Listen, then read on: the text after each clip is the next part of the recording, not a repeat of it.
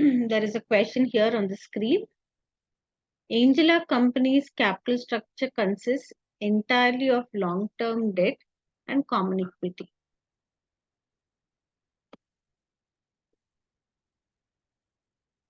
The cost of capital of each component is shown below. For long-term debt, it is 8%, and for common equity, it is 15%. Angela pays taxes at the rate of 40%.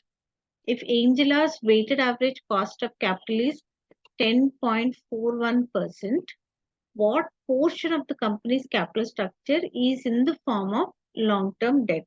So the options are given here. We have very minimum information here. We just have the cost of debt, cost of equity, tax rate, and the overall cost of capital or the weighted average cost of capital, 10.41%. With this information, we are asked to find out what portion or in what proportion do we see long-term debt in the total capital? That is the question.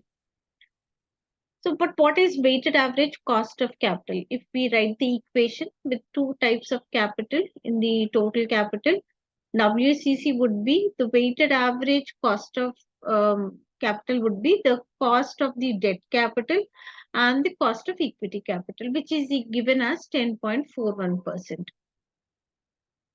Cost of debt should always be taken as after tax cost of debt because of debt capital, interest enjoys that tax shield or tax benefit. So after tax cost of debt has to be calculated, which is not applicable for cost of equity because before dividends are paid itself, tax settlement is already done. So dividends as such do not enjoy that tax benefit. Therefore, we do not apply that after tax cost calculation for the dividend part of it. So the equation goes like this. Weighted average cost of capital is equal to weight of debt into cost of debt after tax plus weight of equity into cost of equity, which is given as 10.41%. After that, now we are asked to find out about the portion of debt in the total capital. So the proportion of debt capital and the equity capital added together is the total capital. Total capital, which is 100%. So WD plus WE is taken as 100% or 1. 100 by 100 is 1.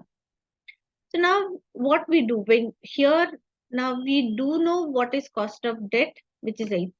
We do know what is tax, which is 40%. We do know what is cost of equity, which is 15%. And what do we not know is what is weight of debt capital and weight of equity capital. So there are now two unknown variables. We need to find out WD, the weight of debt, and the weight of equity, two unknown variables. Whenever in the equation, if there are two unknown variables, it's always that we eliminate one unknown variable. So now with using this equation, WD plus WE is equal to 1.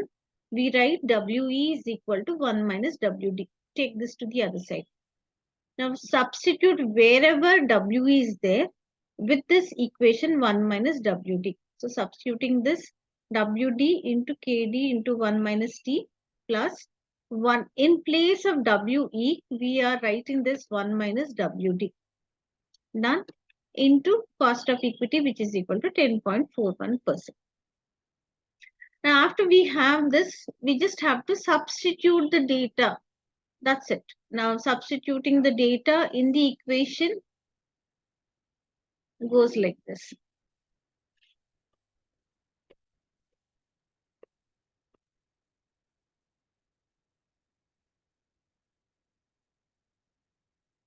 So, we see WD into 8% into 1 minus tax rate is 40%, 0.4 plus 1 minus WD into 15% is equal to 10.41%.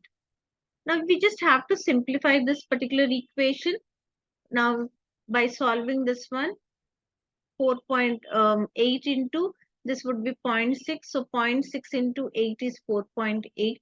4.8% WD plus Now here for the second part of the equation, in the second part of this equation, 1 into 15% is 15%, WD into 15% is 15%, WD is equal to 10.41%. Bring all WDs to one side and the numbers, the percentages on one side. So take 4.8% WD minus 15% WD will give us 10.2 WD. That is minus 10.2 WD. Take minus 10.2 WD to the other side to make it as positive. Here we already have 15% and bring this 10.41% to the other side. So it becomes minus 10.41%. And simply substitute, simply solve this equation. The calculations are all given here. Just look at the screen and then try to understand this one. So we have on this side, left hand side, 4.5%, 49% is equal to 10.2% WD. So WD is equal to 4.59% by 10.2%, which gives us as 0.45.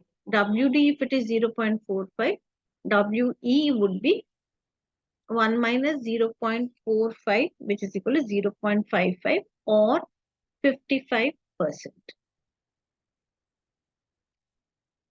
Hope that is clear.